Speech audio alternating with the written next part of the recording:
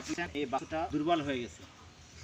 এর মেইন কারণ হচ্ছে যে এই বাছুরটা হচ্ছে লিভার ফ্লুক রোগে আক্রান্ত হয়েছে।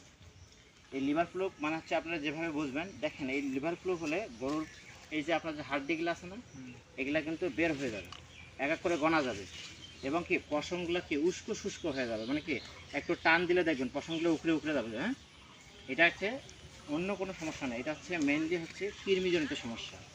এই জন্য আপনাদের গরু বা বাছুরকে ভালো রাখতে গেলে আপনারা অবশ্যই নিয়মিত 3 মাস অন্তর অন্তর কৃমি ডোজ করবেন, তাহলে এই সমস্যাটা হবে না। এবং সাথে সাথে লিভার টনিক জিঙ্ক খাওয়াবেন। হ্যাঁ, এবং ভালো খাবার দেবেন, আশা করি এই সমস্যা দ্রুত সমাধান হয়ে যাবে। এই যে এর ডাক্তারের জন্য আমরা প্রথম ডাক্তার এটা হচ্ছে প্রথমে অ্যান্টিহিস্টামিনের একটা ইঞ্জেকশন করে দিলাম, অ্যামাইনোভিট প্লাস, এটা কেমিস্ট কোম্পানি থেকে নিছে।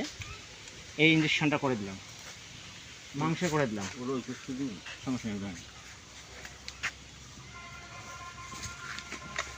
উস্কো শুষ্ক হওয়ার কারণে আমরা এরপরে দিব চামড়ার মধ্যে একটা ইঞ্জেকশন করে দেব, যাতে তার পশম এবং এই কৃমির সমস্যাগুলো দ্রুত ভালো হয়ে যায়।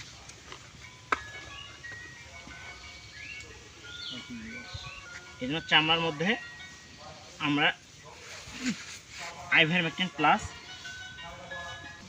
ইঞ্জেকশন করে দিচ্ছি। ক্যাটাফাস গ্রুপের একটা ইঞ্জেকশন দিলাম, যে বাচ্চাটা একটু দুর্বল আছে, যাতে তার হজম এবং ডাইজেস্টিভ মোড ভালো থাকে। ওরালি কিছু ওষুধ দেবো, আশা করি দ্রুত এটা সুস্থ হয়ে যাবে।